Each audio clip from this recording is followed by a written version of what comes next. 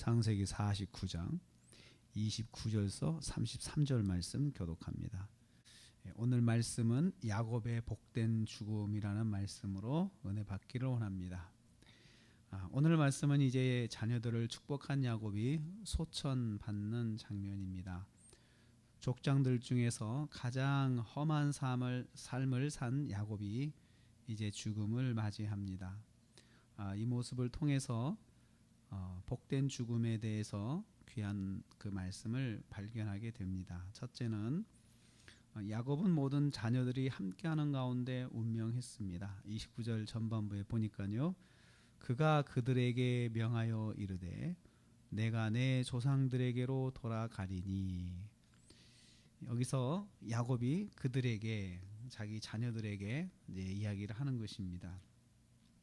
이미 앞에서 우리는 야곱이 모든 자녀들을 모아놓고 자녀들의 장래를 축복하는 장면을 묵상했습니다. 히브리서 말씀에서는 믿음으로 했다 이렇게 기록하고 있습니다.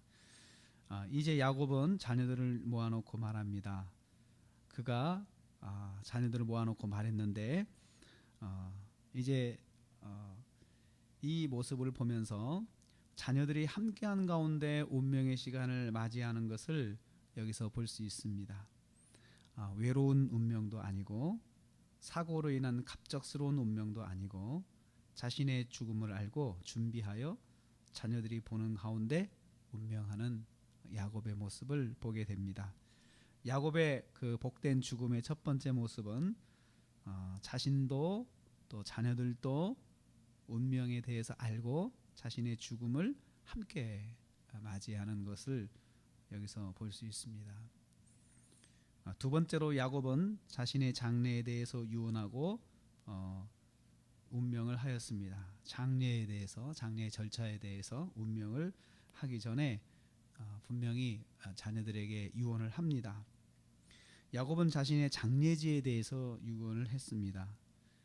가나안 땅 마므레 앞 막벨라 밭에 있는 햇사람 에브론의 밭에 있는 굴에 선조들과 함께 장사하라, 분명하게 말을 합니다. 어디에다 해야 될지.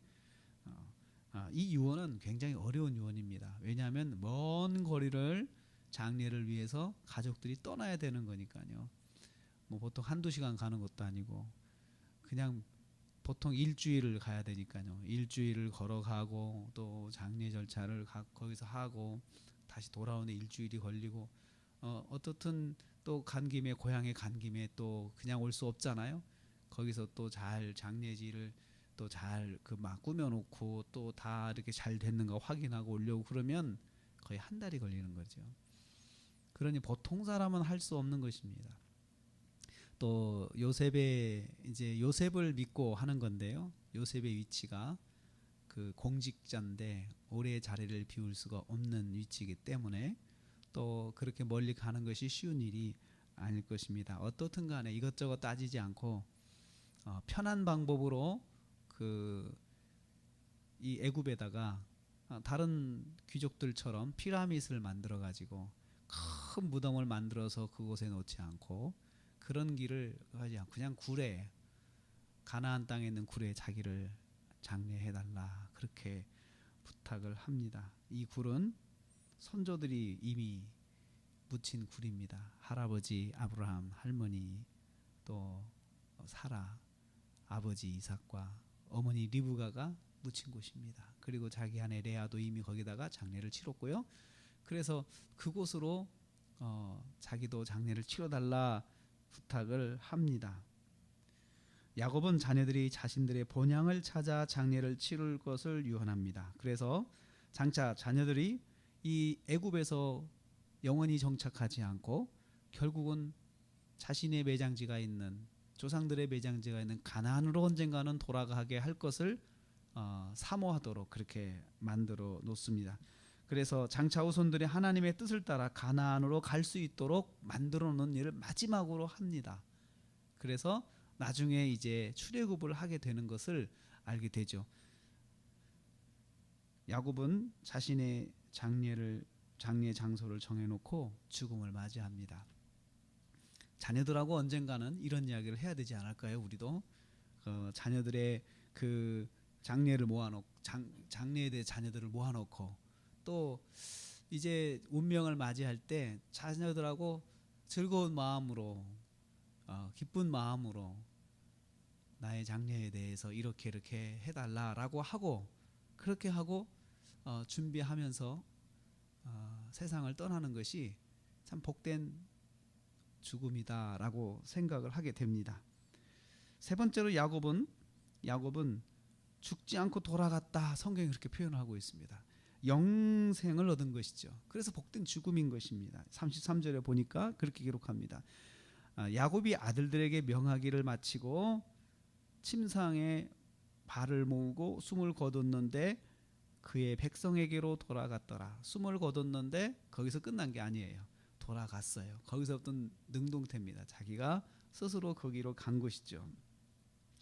성경은 숨을 거뒀다라는 것을 끝나지 않고 그의 백성으로 돌아갔다 말합니다.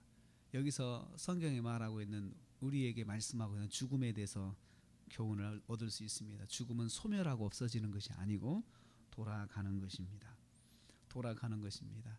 히브리서의 이 야곱의 운명에 대해서 운명 부분에 대해서 기록한 것을 보면 그가 그의 지팡이를 의지하여 경배하였다라고 해요. 그러니까 이 장면에서 일어나서 지팡이를 입고 일어나서 하나님께 예배를 드린 다음에 그 다음에 죽은 거예요. 예배를 드리고 나서 당당하게 본향으로 돌아간 것이죠. 믿음으로 돌아간 것이죠. 그래서 예배를 드리고 세상을 떠났는데 죽어 없어진 것이 아니고 영원한 천국으로 돌아간 것입니다. 복된 죽음은 자기가 죽을 때 내가 천국으로 간다. 영생을 내가 확인하고 이 땅에서 그렇게 하고 당당하게 그리고 기쁜 마음으로 자녀들이 함께하는 가운데 그렇게 세상을 떠나는 것, 이게 복된 죽음입니다. 야곱은 영원한 천국으로 돌아갔습니다. 영생의 복을 얻은 것입니다. 그래서 야곱의 죽음에서 이렇게 성경이 그가 돌아갔다라고 그렇게 표현을 하면서 먼저 돌아간 그의 할아버지와 그의 아버지, 그의 할머니, 어머니를 만나는 시간을 그가 갖고 있다라고 그렇게 기록하고 있습니다. 이 중에서 우리도 이미 복된 죽음을 맞이했습니다. 영생을 우리는 이미 확보한 사람들입니다. 또 나머지는 자녀들과 함께하는, 자녀들이 함께 있으면서 내가 다 자녀들에게 유언을 남기고 또 자녀들을 축복하고 그리고 나서 자신의 장래에 대해서 또 이야기할 수 있는 그러한 참 복된 죽음, 갑작스러운 사고사가 아니고 외로운 고독한 죽음도 아니고 그래 함께 할 수 있는, 가족들이 함께 할 수 있는 이런 복된 죽음, 이것이 야곱의 죽음에서 우리에게 교훈해 주고 있습니다. 참 우리도 언젠가는 이런 시간을 맞이하게 되겠죠.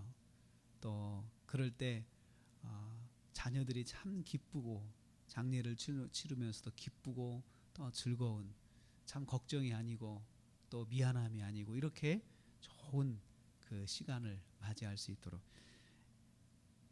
개인적으로 기도해야 되지 않을까요? 하나님, 저는 이렇게 운명의 시간을 맞이하게 해주십시오. 그렇게 기도하면서 그 준비하는 대로 된다고 그렇게들 이야기하시더라고요. 그래서 또 저도 그렇고요.